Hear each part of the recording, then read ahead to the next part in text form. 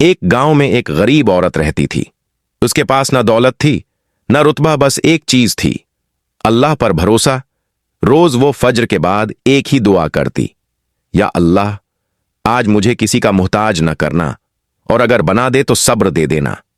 ایک دن گاؤں میں قحط پڑا، لوگ ایک دوسرے سے منہ موڑنے لگے، عورت کے پاس کھانے کو کچھ نہ بچا۔ پڑوسی نے طنزیہ انداز میں کہا، اب کہاں ہے تمہارا اللہ؟ عورت مسکرائی اور بولی، وہیں ہے جہاں کل تھا، فرق بس اتنا ہے کہ آج میرا ایمان آزمائش میں ہے۔ اسی شام ایک اجنبی دروازے پر آیا، اس کے ہاتھ میں کھانے کا تھیلا تھا۔ کہنے لگا، اماں میں راستہ بھٹک گیا تھا، آپ کی دعا سن لی، دل نے کہا یہ یہاں دینا ہے۔ پڑوسی یہ منظر دیکھ کر خاموش رہ گیا۔ سبق: اللہ کے ہاں دیر ہے، اندھیر نہیں۔ امتحان لمبا ہو سکتا ہے مگر رزق کبھی غلط دروازے پر نہیں جاتا، اور جو شخص مشکل میں بھی شکوہ نہیں کرتا، اللہ اسے مثال بنا دیتا ہے۔